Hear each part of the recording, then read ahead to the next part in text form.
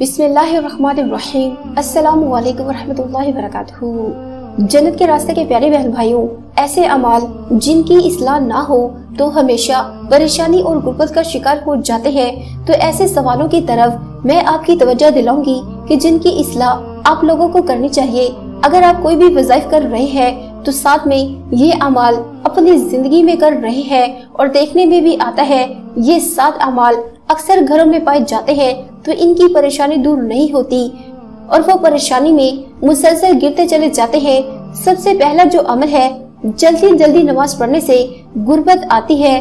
बहुत सारे लोग ऐसे हैं जो जल्दी जल्दी नमाज पढ़ने के आदी होते हैं। जो लोग सुकून के साथ नमाज नहीं पढ़ते, इनके लिए ये बुरी खबर है कि अगर आप जल्दी जल्दी नमाज पढ़ने के आदी है तो परेशानी आपके पास से जाएगी नहीं, बल्कि आपके पास परेशानी आती जाएगी। इसी के साथ अमल नंबर 2, बहुत से लोग मैंने देखे हैं जो खड़े होकर हाजत करते हैं। बगैर किसी मजबूरी के खड़े होकर हाजत नहीं करना चाहिए। अगर कोई मजबूरी है, आप किसी ऐसी जगह गए हैं जहां आप बैठकर हाजत नहीं कर सकते, अगर कोई हालत मजबूरी हो तब तो आप कर सकते हैं, लेकिन इसको आदत बना लेना भी अच्छी बात नहीं है।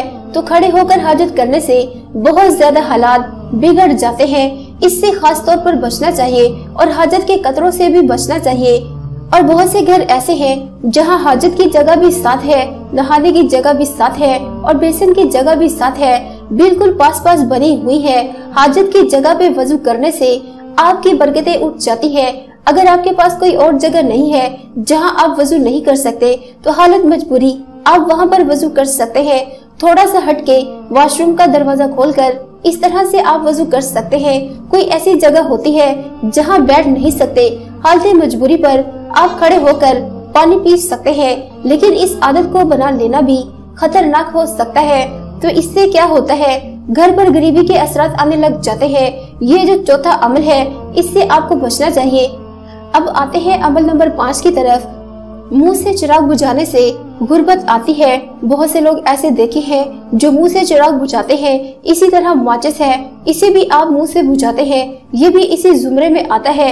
किसी पर भी गुर्बत मंडराने लगती है। काफी ज्यादा लोग ऐसे हैं जो खाना खाने के बाद अपने मुंह को अपने दामन या आस्तीन से साफ कर लेते हैं। या कोई भी चीज खा ले, आपका मुंह गंदा हो गया हो तो इसको आस्तीन से साफ कर लिया। आपने अपने दामन या आस्तीन वगैरह का सहारा नहीं लेना, बस थोड़ी सी आप मेहनत कर लें। अपने पास कोई टिश्यू या रुमाल रख लें, जिससे जरूरत पड़ने से आप अपना मुंह साफ कर लें। तो इस तरह से करना चाहिए। दामिन या आस्तीन से मुंह को साफ नहीं करना चाहिए। इस तरह से आपके कपड़े भी गंदे होंगे और गुर्बत भी मंडलाने लगती है।